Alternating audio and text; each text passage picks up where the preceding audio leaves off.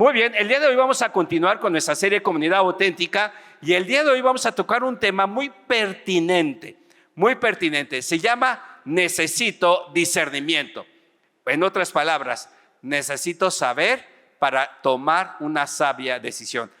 Por eso la Biblia nos dice que el que tenga falta de sabiduría, ¿qué debe de hacer? Y entonces lo vamos a hacer. También Moisés dijo en un momento dado, en su propia vida, dice: Señor, enséñanos a contar bien nuestros días, que traigamos al corazón. ¿Alguien necesita eso en su vida el día de hoy? Sí, yo creo que sí, en muchas áreas de nuestra vida. Nuestros jóvenes, igual, ¿qué voy a estudiar? ¿A qué me voy a dedicar? Ese trabajo sí, ese trabajo no. Quizás los padres, ¿verdad? Los que se van a casar, ¿me caso, no me caso? O vamos a tener hijos, ¿cuántos vamos a tener? Etcétera, etcétera, etcétera. En cada momento de nuestra vida estamos teniendo decisiones y tomando decisiones. Muchas de ellas no son importantes. Otras sí son muy importantes, pero también no solamente en los aspectos de nuestra vida diaria, sino también en el aspecto espiritual. ¿Sabía usted que también en el ámbito espiritual necesitamos ser sabios? Necesitamos tener ese discernimiento. ¿Por qué digo eso? Porque se están levantando por todos lados tantas opciones, ¿verdad? De grupos, de iglesias, de personas. Hay gente que se levanta cada día diciendo: yo soy el Cristo, mi iglesia es la verdadera, y cosa por el estilo. ¿Y saben qué es el problema? El problema es que pues muchos están cayendo en el engaño. Y por eso yo creo que es muy pertinente, y continuando con nuestra serie, debemos estar preparados para poder discernir exactamente quién sí y quién no. Y para ello necesitamos la sabiduría de nuestro Dios. ¿Está de acuerdo? Mire, dice Primera de Juan capítulo 4, versículos del 1 al 6. Quizás diga: ay, pastor, eso no es importante. Es tan importante que Dios lo dejó plasmado en su palabra. Y Juan, el apóstol Juan, nos está llevando en esta mañana precisamente a eso, a levantar nuestras antenitas, ¿verdad? Y tener mucho cuidado con lo que se está escuchando. Así que por eso miren lo que dice el escritor bíblico Juan. Queridos hermanos, no crean cualquier espíritu, sino sométanlo a prueba para ver si es de Dios, porque han salido por el mundo muchos falsos profetas. En eso pueden discernir que tienen el Espíritu de Dios. Todo el que confiese que Jesucristo ha venido en cuerpo es de Dios. Todo espíritu que no confiesa a Jesús no es de Dios, sino del anticristo. Ustedes han oído que éste viene y efectivamente ya está en el mundo. Ustedes, queridos hijos, son de Dios y han vencido a esos falsos maestros, profetas, porque el que está en ustedes es más poderoso que el que está en el mundo. Ellos son del mundo. Por eso hablan desde el punto de vista del mundo, y el mundo los escucha. Nosotros somos de Dios, y todo el que conoce a Dios no escucha, pero el que no es de Dios no nos escucha. Así distinguimos entre el espíritu de la verdad y el espíritu del engaño. Déjenme decirles algo, y es muy cierto. Desde los tiempos antiguos, desde los tiempos de Jesús, ya estaba este problema inmerso en la iglesia. Ya estaba dentro de la misma iglesia, dentro de la congregación, ciertos falsos profetas, falsos maestros, falsos cristos. Entonces, no es nuevo que en este pleno siglo XXI haya igual. No, es muy cierto. Por eso tú y yo tenemos que estar bien apercibidos y bien listos si todo lo que se diga, todo lo que escuchas, todo lo que te enseñan, ¿realmente es de Dios o no es de Dios? Déjenme decirles algo. Cualquier palabra que tenga el 99.9 de verdad y el 0.01 de mentira, toda la palabra es ¿qué? Es mentira. Es mentira, es falso. Por eso, ¿cómo podemos nosotros discernir si esto que vaya a escuchar hoy es de Dios o no es de Dios? Bueno, tenemos que saber clarificar la palabra. Necesitamos saber y conocer la palabra. Por eso es muy importante que usted el día de hoy sepa que hoy vivimos en un mundo en donde la oferta religiosa abunda. aunado a una cultura que propone que cualquier cosa que suene espiritual y que te haga sentir bien es verdadera. Y ese es el problema. Si esto me hace sentir bien a mí, yo lo voy a creer. Si no, no. Entonces yo creo que aquí tenemos que tener mucho cuidado, porque hay personas que nada más te van a decir cosas bonitas, pero después están disfrazadas de puro engaño. Y tú y yo tenemos que tener mucho cuidado. Por eso hay tantas oportunidades de iglesias que se están levantando hoy en día. De la noche a la mañana aparecen iglesias por todo el mundo. Y algunos se atreven a decir que son la iglesia verdadera. Y algunos se han levantado diciendo, yo soy el Cristo. ¿Y sabes cuál es el problema? Que muchos están cayendo precisamente en esas garras. En los primeros versículos del capítulo 4 de su primera carta, el apóstol Juan anima a sus lectores, pero también a nosotros, a tener cuidado de las diferentes voces que se levantan enseñando cosas contrarias al testimonio que Dios nos ha dejado en Jesucristo. Y eso es lo que tú y yo tenemos que tener en cuenta. Tú y yo tenemos que estar apercibidos realmente si todo lo que aquí se ha dicho, todo lo que aquí se ha cantado, todo lo que voy a compartir en este momento es de Dios o no es de Dios. Eso implica una gran responsabilidad doble. La primera, del que está acá, de su servidor o de los que luego están aquí, Saulito, hermano Juan, etc.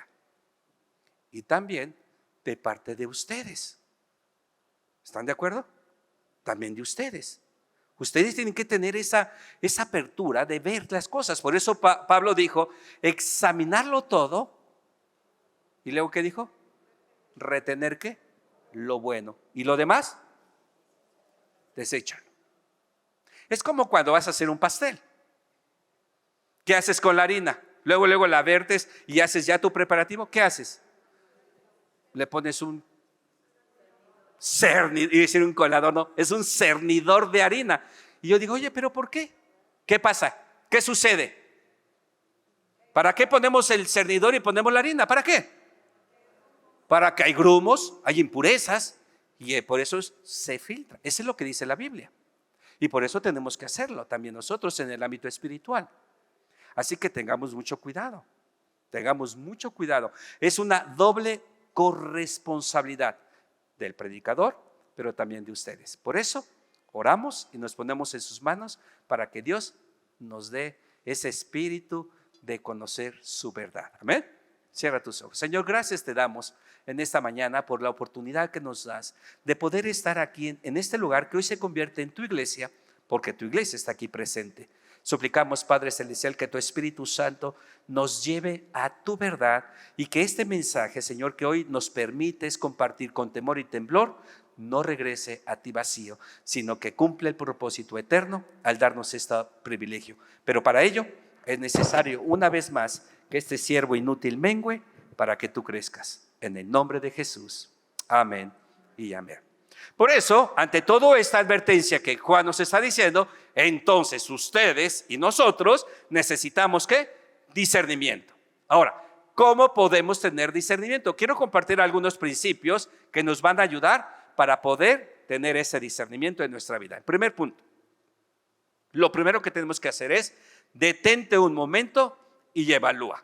Detente un momento y evalúa. Por eso miren lo que dice el primer versículo. Queridos hermanos, no crean a cualquier espíritu, sino sométanlo a prueba para ver si es de Dios, porque ha salido por el mundo muchos falsos profetas. De hecho, la misma palabra de Dios nos da advertencia tras advertencia de este primer versículo. Miren, no vienen aquí en la pantalla, pero si gustas anotar estos pasajes que nos van a ayudar a realmente decir, tiene razón la palabra, que tenemos que advertir y que tenemos que tener mucho cuidado y tenemos que levantar nuestras antenitas para poder discernir las cosas. Primera de Timoteo capítulo 4 versículo 1, primer pasaje, dice ahí, pero el Espíritu dice claramente que en los postreros tiempos algunos apostatarán de la fe, escuchando a espíritus engañadores y a doctrina de demonios. ¿Qué significa apostatar? Alejarse, separar, dejar, apartarse. ¿Y qué está sucediendo hoy en día? A ver, ¿qué está sucediendo hoy en día? Está llegando a eso. Estamos llegando a eso. Hoy las iglesias están casi vacías. ¿Por qué? Porque muchos dijeron, no, ya no queremos oír, ya no queremos regresar. Aunque ya te podemos regresar, dicen, no, ya no, gracias. Entonces el punto es ese. Hay una gran indiferencia para con la palabra de Dios, para con las cosas eternas. Mejor nos dedicamos a hacer las cosas que teníamos que hacer antes para llegar a donde estábamos antes. Y entonces se enfocan en las cosas materiales. Por eso dice aquí, dice el Espíritu claramente que en los postreros tiempos. ¿Se dan cuenta? ¿Se dan cuenta? Y ya llegamos a los postreros. Estamos hablando de un pasaje que se habló miles de años atrás, pero que hoy ya es una realidad. Muchos ya no quieren saber nada de Dios. Por eso déjenme decirles algo. Y se los voy a decir con todo cariño y con todo amor, pero con toda firmeza. Quizás a muchos dicen, ay, ahora ya tenemos luces aquí en la iglesia, ahora ya acá y eso y lo otro. ¿Saben qué? Hay que hacer las cosas para poder atraer a la gente que no tiene iglesia. ¿Y saben cuál es nuestro target ahora? Nuestros jóvenes. Pregunto, ¿dónde están tus hijos? ¿Dónde están tus sobrinos? ¿Están en la iglesia? ¿Están yendo a la iglesia? Qué bueno, ¿no, verdad? Entonces, ¿qué pasa? Ya uno como viejito, perdón, ya soy viejito. Ya fui a entregar mis documentos para que me den mi tarjetita.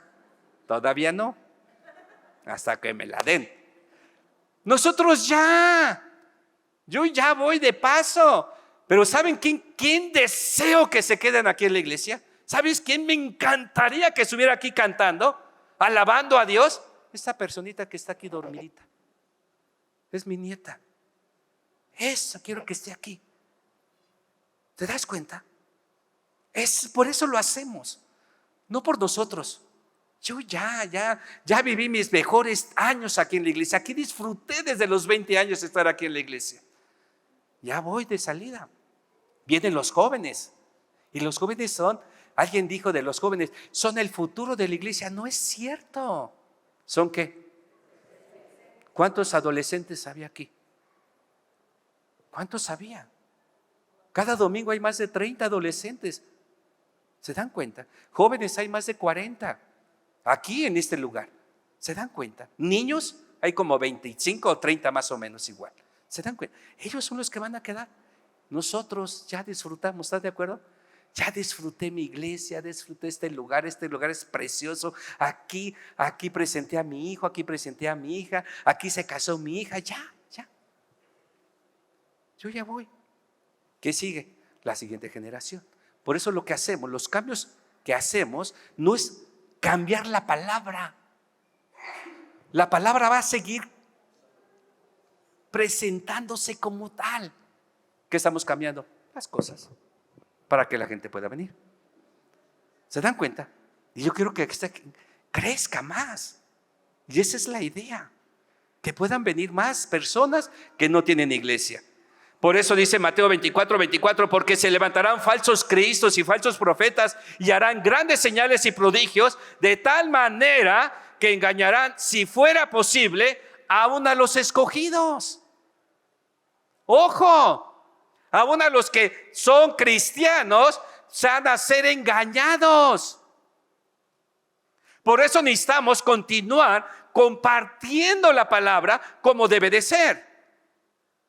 Y tú y yo tenemos ese gran privilegio, y por eso tú y yo tenemos que hacer eso. Ahora, la gran pregunta, ¿cómo puedo prepararme para poder saber que esto que me están diciendo, esto que me están enseñando, realmente no es de Dios? Bueno, no necesito descubrir el hilo negro. ¿Sabes qué es? Estudia la Biblia. Nada más. Estudia la Biblia. No solamente la leas, estúdiala.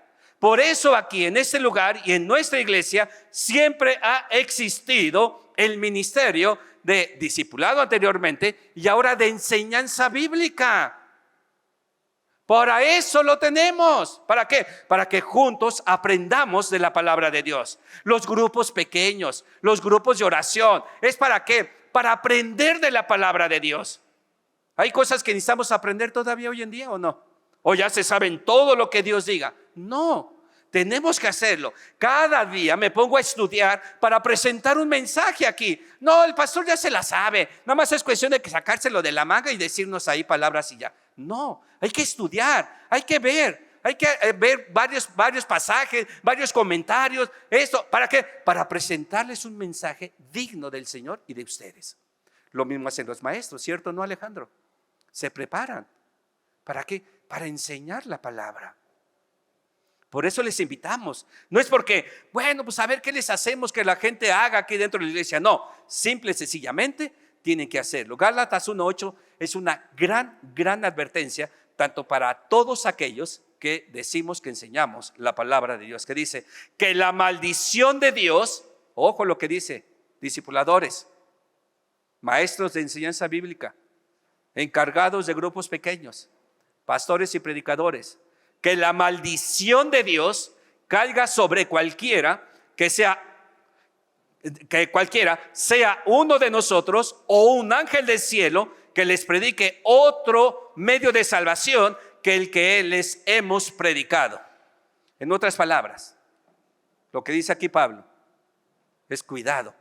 Si tú eres un maestro que enseña la palabra, si no la enseñas correctamente, dice ahí claramente que la maldición de Dios caiga ¿sobre quién?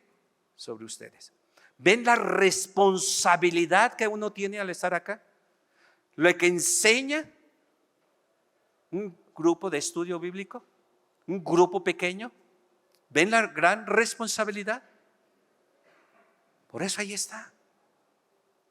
Por eso hay que estar con ellos y ver. Y Alejandro está allí y a ver qué estás dando y a ver cómo lo estás dando. Y cada vez que pastor, necesitamos a alguien, necesitamos hoy una persona para un grupo pequeño, ¿no, Alex? Luego me dice, pastor, necesitamos a alguien. Sí, pero a ver, ¿conoces a fulano? Híjole, no lo conozco, pero bueno, platicamos con él. Oye, sí lo conozco o no lo conozco. ¿Por qué? Por la responsabilidad. ¿Está de acuerdo? Porque hay que saber qué hacer las cosas. Déjame decirles algo, por eso es muy importante todo eso. Por eso, una de las maneras, y aquí se los digo así muy claramente, una de las maneras para poder desenmascarar a un falso maestro es el número 2. Vamos ahí a nuestro boletín. Es hacerle esa gran pregunta que viene en el punto número 2. ¿Cuál es la pregunta?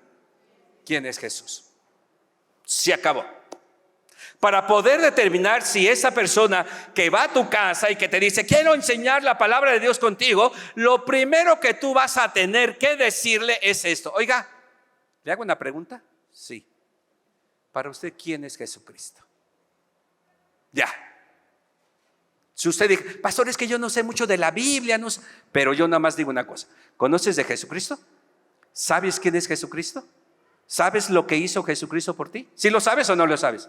Bueno, si lo sabes, entonces la persona que te va a pretender enseñar la palabra tiene que estar diciendo lo que tú sabes. Si no, ¿qué dijo Judas? Ni siquiera ¿qué? Lo saludes. Ojo, la advertencia es fuerte. Y luego cuando lo saques de tu casa, sacude los pies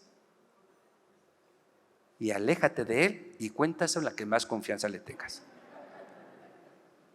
Ojo, eso es serio, es muy serio. Por eso miren lo que dice el versículo 2. En esto pueden discernir quién tiene el Espíritu de Dios. Todo el que confiese que Jesucristo ha venido en cuerpo humano es de Dios. Todo espíritu que no confiesa a Jesús no es de Dios, sino del anticristo. Ustedes han oído que este viene y efectivamente ya está en el mundo. Ok, entonces al final de cuentas, la mejor manera para que tú y yo sepamos si esta persona que llega, que te dice que quiere enseñarte de Dios, para decir si sí o no, es hazle la pregunta, para usted, ¿quién es Jesucristo? Se acabó.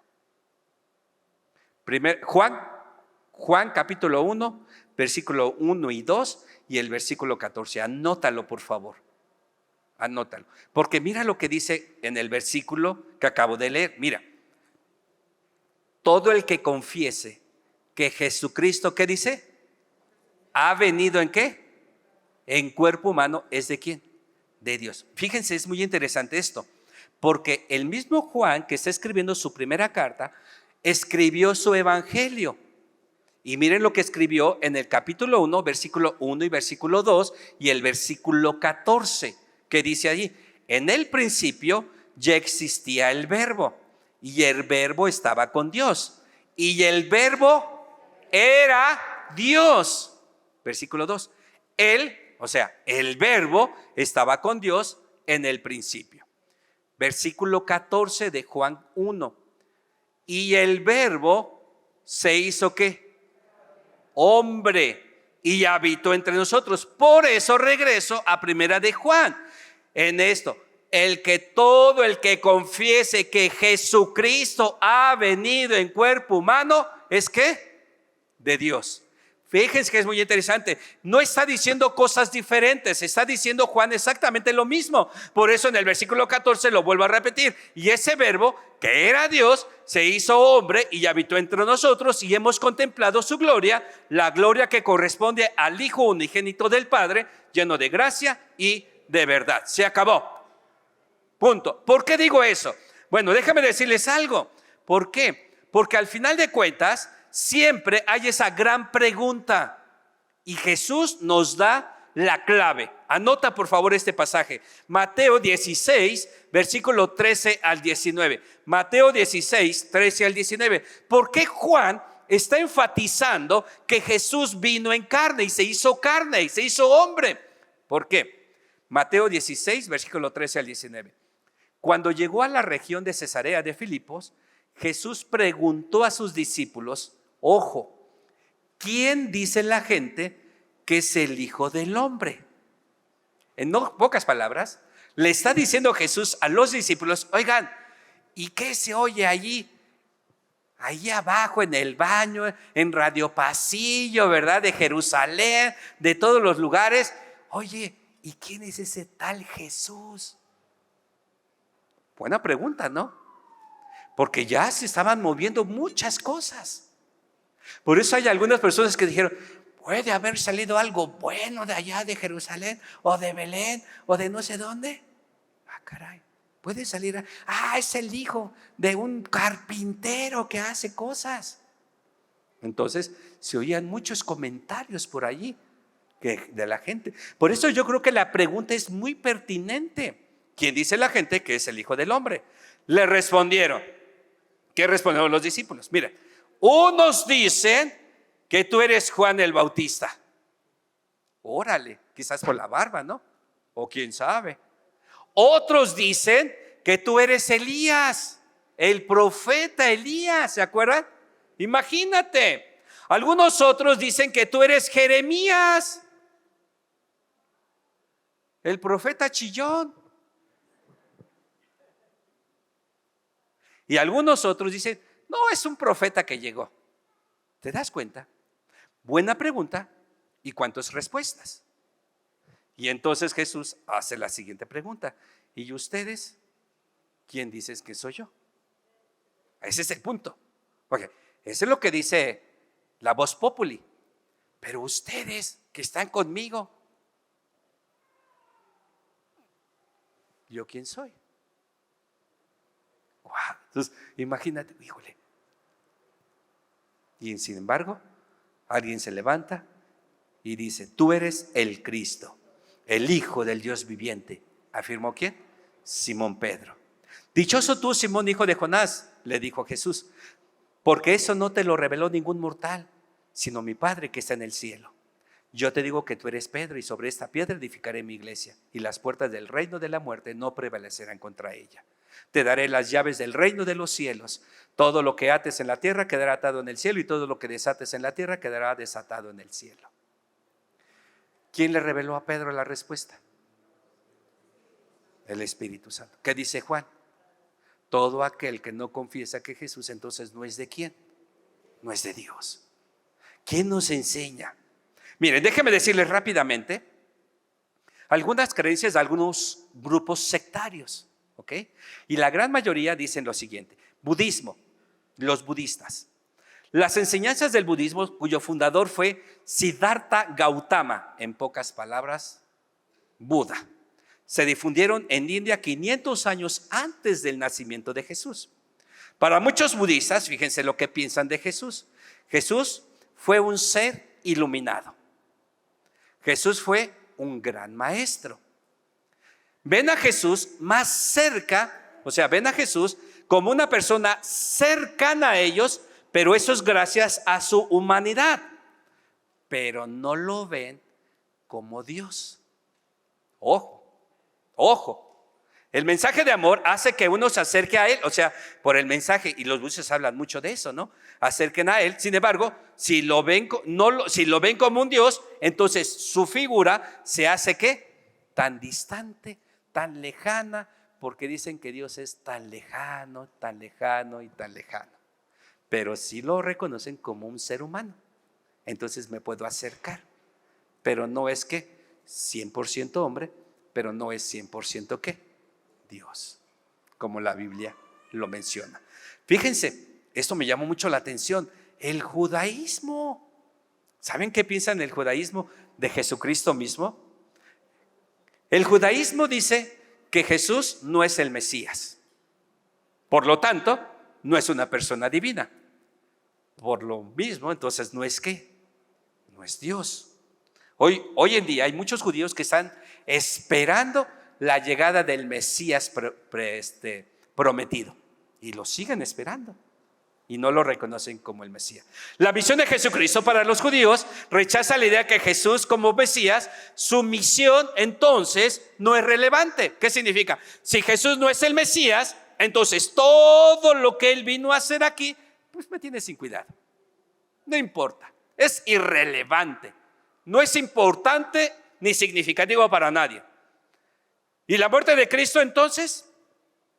¿De qué valió? Pues de nada. ¿Por qué?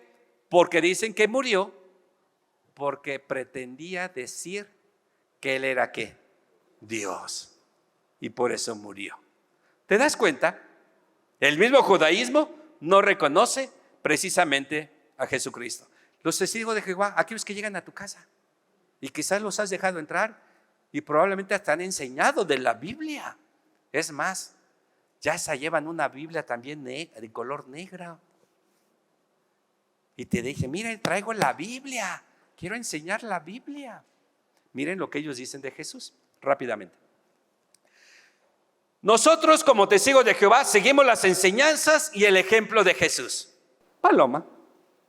Le damos a Jesús la honra porque Él es nuestro Salvador y es el Hijo de Dios. Paloma.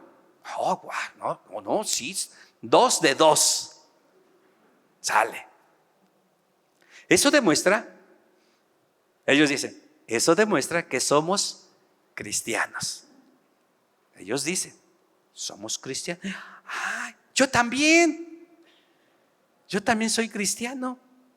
Bueno, y entonces llegamos al punto donde ellos nos van a confesar en un momento dado, creemos sí así en Jesús, pero no creemos que sea Dios. No creemos que sea el Dios todopoderoso. Y 3 buenos, 2 malos. Y luego tampoco creemos en la doctrina de la Trinidad. 3 de 3, 50-50. ¿Qué hacemos con los testigos? Tache. Sorry. Ibas bien, pero terminaste ¿qué? Mal. Ese es el problema. Es el problema. Esto es lo que me encanta, los mormones, aquí nuestros vecinos. Es increíble. ¿Sabes? Les digo algo, les confieso algo. Estuve a punto de ser mormón. Porque mis papás pasaron por Lomas Verdes, vieron esta iglesia y adelante ¿qué vieron? Y luego dieron la vuelta y por gracia de Dios entraron aquí. Si no, yo estuviera allá. Los mormones, fíjense, me llama mucho la atención. Los mormones creen que Jesucristo es el Hijo de Dios. Ahora, ojo, los mormones creen que Jesucristo es el Hijo de Dios y el creador del mundo. Sin embargo, los mormones tienen la creencia distintiva de que Dios el Padre y Jesucristo son dos personas totalmente ¿qué? Separados. Los mormones creen que Dios y Jesucristo están completamente unidos en su amor perfecto por nosotros. ¿Qué significa eso? Que Dios, si nos ama, Jesucristo ¿qué? Nos ama. Pero cada uno de ellos, tanto Dios como Jesús, es un ser totalmente diferente, con su propio cuerpo glorificado y perfecto. En pocas palabras, Jesús tiene un cuerpo perfecto y glorificado, y Dios tiene un cuerpo perfecto y glorificado. Ya desde ahí. Los mormones creen que todos los hombres, ustedes y todas las mujeres que han nacido en este mundo, incluyendo a Jesucristo, vivieron con Dios antes de vivir aquí en esa tierra terrenal. Sin embargo, fueron hijos procreados en espíritu. Y Dios quería que cada uno de nosotros viniera a la tierra para adquirir experiencia, aprender y progresar para ser más adelante, ¿como quién? Como Dios. No obstante, Dios también sabía que todos sus hijos pecarían, morirían y estarían destituidos de la gloria de Él. Necesitaríamos entonces a un Salvador para vencer y pagar por nuestros pecados y todas nuestras imperfecciones y reconciliarnos con Dios. Y aquí está una de las cosas que ellos van a negar: que Jesús y el diablo son hermanos y que potencialmente hablando, el diablo pudo haber sido el salvador de la humanidad, solamente porque el plan de salvación de Jesús fue mejor que el de él.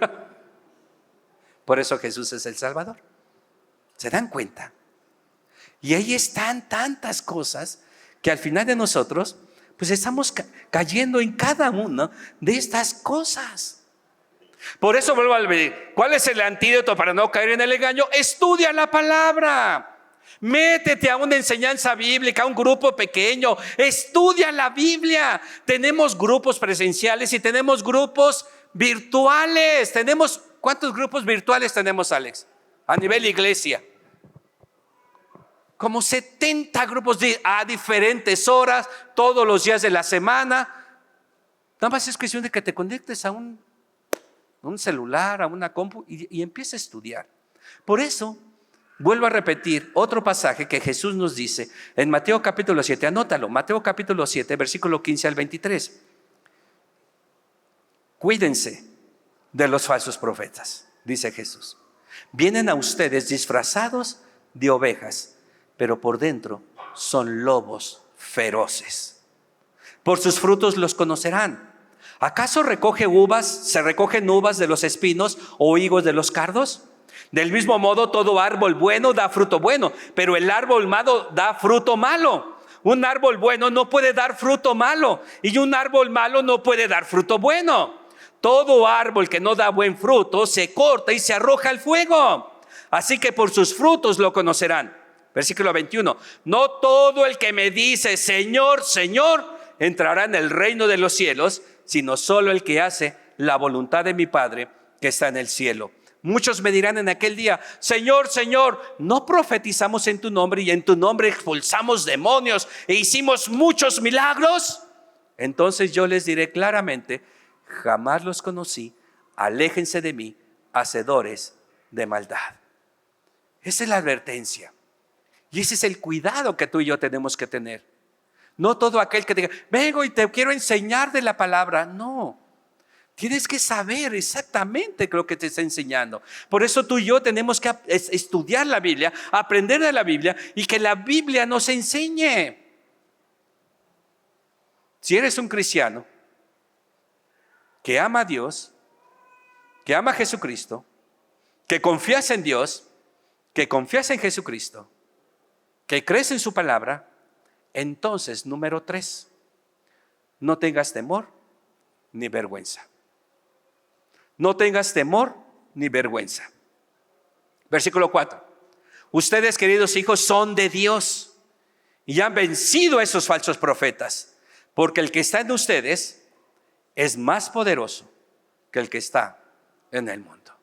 Si tú eres y dices que confías en Dios, que confías en Jesús, que crees la palabra, entonces no te conviertas en lo que un joven, cuando él tenía 20 años, cometió el más grave de los errores en su propia vida espiritual. Ese joven de 20 años se convirtió en un cristiano de la secreta. Y así vivía. ¿Y por qué vivió este joven a los 20 años como un cristiano de la secreta? Por 5 razones. ¿Por qué? Por el miedo. Miedo al que dirán. Miedo a que te tachen de religioso. Miedo a que se burlen de ti. Miedo a que tú digas, yo soy cristiano y voy a una iglesia los domingos. Miedo a que digas, soy diferente porque Jesús me ama y quiere que yo sea diferente. Miedo a compartir que conoces de Dios. ¿Te da miedo? Sí, te da miedo. Y no digas que no. Por eso te quedas callado en la escuela. Sí, lo sé. Porque conocí a ese muchacho de 20 años y lo conocí muy bien. Y él se escondía. Y él nunca decía que era cristiano. Y lo conocí muy bien. Es más, vivía con él. Comía con él. Ese joven era yo. Y fue el peor error que cometí en mi vida. Me daba vergüenza decir que era cristiano. Quizás estés igual. Te da vergüenza. Porque si dices que eres cristiano, la gente se va a alejar de ti. Y te digo una cosa con todo cariño. Se va a alejar de ti. Sí. ¿Pero qué crees? Luego conocí a otros cristianos. Y me metí con ellos a estudiar la Biblia. Y creo que fue lo que Dios usó para poder luego ser pastor, imagínate. Pero se dan cuenta, y es la realidad, y es lo que está viviendo. En tu trabajo te tachan si dices que eres cristiano, o si hablas de Dios, o si te preguntan, ¿qué hiciste el domingo? ¿Te fuiste a las luchas o fuiste al partido? No, me quedé ahí en la casa. Y no dices, fui a la iglesia. Y peor aún, te invito a que me acompañes el próximo domingo. No, pastor, ¿cómo me pides eso? ¿Qué van a decir? ¿Te van a decir aleluya? Te van a decir, ups, y luego cuando te equivocas, ups, ¿y eso que dice que es cristiano? Se van a burlar. ¿Te das cuenta? Es la verdad. Pero me pregunto, ¿qué le hicieron a Jesús? ¿Su propia familia creyó en él? No. ¿Se burlaron de él? Sí. ¿Sufrió? Sí. ¿Claudicó? Cuando te sientas que ya no puedes porque dijiste y cometiste el gravísimo error de decir que eras cristiano, entonces simplemente mira la cruz. Y hace años vi una película. La película se llama Salvando al Soldado Ryan. Si ya la vieron, no la vuelvan a ver porque hasta sale salpicado de sangre, ¿verdad? Es increíble, es muy sangrienta. Pero la terminé de ver. Y hay una frase que me llamó mucho la atención. Y esa frase, después de todo lo que sucedió para salvar a ese soldadito Ryan, un soldado, le dijeron a ese soldado, le dijeron, ahora vive como si hubiera valido la pena. ¡Wow! Está fuerte. Vive como si hubiera valido la pena. En pocas palabras, mucha gente murió para salvarte a ti. Acá no ha muerto mucha gente, no ha muerto mucha gente, pero murió uno. Jesucristo murió por ti para darte salvación. Ahora vive como si hubiera valido la pena la muerte de Jesús. Y cuando te sientas que ya no puedes por tantas cosas que te dicen, voltea a la cruz. Voltea a la cruz. Dile, gracias Jesús. Porque al morir en esa cruz, Jesús te vio a ti y cargó en sus espaldas tu pecado y tu condenación. Ahora nos toca a nosotros vivir como si valiera la pena la muerte de Jesús.